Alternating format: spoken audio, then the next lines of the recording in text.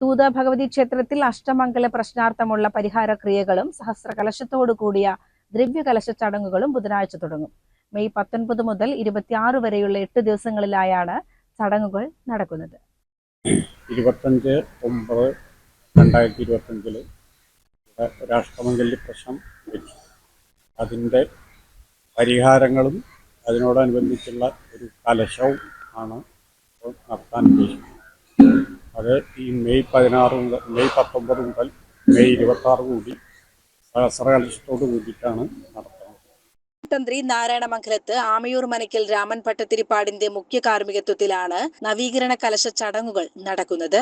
ആദ്യ ദിനമായ ബുധനാഴ്ച രാവിലെ വിശേഷാൽ പൂജകൾ, പൂമൂടൽ എന്നിവയോടെ ചടങ്ങുകൾക്ക് തുടക്കമാകും. വൈകുന്നേരം സുദർശന ഹോമം, ഭഗവത് സേവ, ഗുരുതി, അത്താഴ പൂജ എന്നിവ നടക്കും. ഈ കലശം നടത്തേണ്ടത് ഈ തട്ടക നിവാസികളുടെയും ക്ഷേത്രത്തിന്റെ ഐശ്വര്യത്തിന് വേണ്ടി നടത്തേണ്ടത് നമ്മുടെ എല്ലാവരുടെയും ബാധ്യതയും ഉത്തരവാദിത്വവുമാണ്. ക്ഷേത്രത്തോടനുബന്ധിച്ച് ഈ തട്ടകത്തിലുള്ള മുഴുവൻ തട്ടക നിവാസികളും ക്ഷേത്രത്തിൽ ഈ കലശ സമയത്ത് പങ്കെടുക്കേണ്ടതും ദ്രവ്യകലശത്തിലെ പ്രധാന വഴിപാടായ പരികലശം, ഒറ്റക്കലശം 1001 രൂപയാണ് അതിന് ചാർജ്. 1001 രൂപ അടച്ച് ഓരോ കുടുംബത്തിൻ്റെയും വക ദ്രവ്യകലശം റെസീറ്റാക്കി ചെയ്യുന്നത് സർവ്വ ഐശ്വര്യങ്ങൾക്കും കാരണമാണ്. അത് ക്ഷേത്രം മന്ത്രി പ്രത്യേകം പറഞ്ഞിട്ടുള്ളതാണ്. ഓരോ കുടുംബങ്ങളും ക്ഷേത്രത്തിലേക്ക് ദ്രവ്യകലശം, പരികലശം എന്ന പേരിൽ ഒറ്റക്കലശം റെസീറ്റാക്കുന്നത്. അതാണ് ഈ കലശത്തോടനുബന്ധിച്ച് പറയാനുള്ളത്. എല്ലാവരുടെയും സാന്നിധ്യവും സഹകരണവും കലശത്തോടനുബന്ധിച്ച് ഉണ്ടാവണമെന്ന് ഒരിക്കൽ കൂടി അഭ്യർത്ഥിക്കുന്നു. തട്ടകത്തിൽ പുഴയിൽ നടന്ന ചില ദുർമരണങ്ങളെ തുടർന്ന് നടത്തിയ അഷ്ടമംഗല പ്രശ്നാർത്ഥമുള്ള പരിഹാര ക്രിയകളുടെ ഭാഗമായാണ് സഹസ്രകലശത്തോടു കൂടിയ ദ്രവ്യകലശ ചടങ്ങുകൾ നടത്തുന്നത്.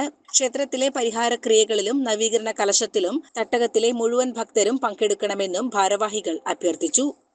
ഇനി ഏകദേശം 26-ാം തീയതി വരെ ക്ഷേത്രത്തിൽ വിവിധ ചടങ്ങുകളായിട്ട് പരിഹാര ക്രിയകൾ നടന്നുകൊണ്ടിരിക്കുകയാണ്. ഈ സമയത്ത് നമ്മുടെ ഈ തട്ടകത്തിലുള്ള എല്ലാവരുടെയും സാന്നിധ്യം ക്ഷേത്രത്തിൽ ഉണ്ടാവണം എന്നുള്ളതാണ് ആദ്യം പറയാനുള്ളത്. കാരണം ഇതിൽ പങ്കാളികളാവുക എന്നുള്ളത് ഈ തട്ടകത്തിലെ ഓരോരുത്തരുടെയും ഉത്തരവാദിത്വമാണ്.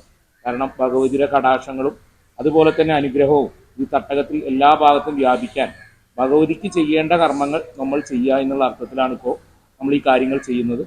ഇത് എല്ലാ ദിവസവും ക്ഷേത്രത്തിൽ പ്രസാദൂട്ട് ഉണ്ടായിരിക്കുന്നതാണ്. അതോടൊപ്പം തന്നെ എല്ലാ ദിവസവും വിവിധ ചടങ്ങുകളായി അവസാനം 26-ാം തീയതിയോട് കൂടിയാണ് ഇത് അവസാനിക്കുന്നത്. ഇന്ന് ക്ഷേത്രത്തിൽ ഉത്സവം കഴിഞ്ഞ് 7-ാമത്തെ ദിവസമാണ്. നമ്മുടെ 7-ാം പൂജ എന്നുള്ള രീതിയിൽ ഗുരുതി ഇന്ന് ക്ഷേത്രത്തിൽ നടക്കും. അതോടൊപ്പം തന്നെ താന്ത്രിക കർമ്മങ്ങളും, നമ്മുടെ പ്രശ്നപരിഹാരാർത്ഥമുള്ള താന്ത്രിക കർമ്മങ്ങളും ആരംഭിക്കുകയാണ്. ഞങ്ങൾക്ക് നാട്ടുകാരോട് എല്ലാവരും പറയാനുള്ളത്, എല്ലാവരുടെയും സാന്നിധ്യം എന്തായാലും ഒരു പ്രാവശ്യമെങ്കിലും ഈ സമയങ്ങളിൽ ഈ തട്ടകത്തിലുള്ള എല്ലാവരും ക്ഷേത്രത്തിൽ എത്തിച്ചേരാൻ പ്രത്യേകം ശ്രദ്ധിക്കണം എന്നുള്ളതാണ് പറയാനുള്ളത്. അവനാൽ കഴിയാവുന്ന ഒരു സഹായങ്ങൾ ഇതിനുണ്ടാവണം. അതുപോലെ തന്നെ ഒരു വീട്ടിൽ, നമ്മുടെ തട്ടകത്ത് ഒരുപാട് വീടുകളുണ്ട്, എല്ലാ വീട്ടിൽ നിന്ന് ഒരു പരികലശമെങ്കിലും ക്ഷേത്രത്തിലേക്ക് ചെയ്യേണ്ടതുണ്ട് എന്നുള്ളതും പ്രത്യേകം നമ്മുടെ പ്രശ്നപരിഹാര സമയത്ത് പറഞ്ഞിട്ടുണ്ടായിരുന്നു. അപ്പോൾ ഈ കാര്യങ്ങളെല്ലാം നാട്ടുകാരിലേക്ക് എത്തിക്കാൻ നമ്മുടെ പ്രിയപ്പെട്ട മാധ്യമപ്രവർത്തകരുടെ എല്ലാവരുടെയും പിന്തുണ ഞങ്ങൾ ആഗ്രഹിക്കുന്നു.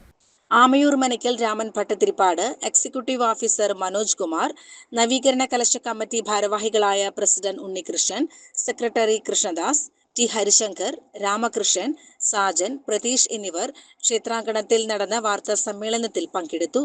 CCN ചെർപ്പുളശ്ശേരി.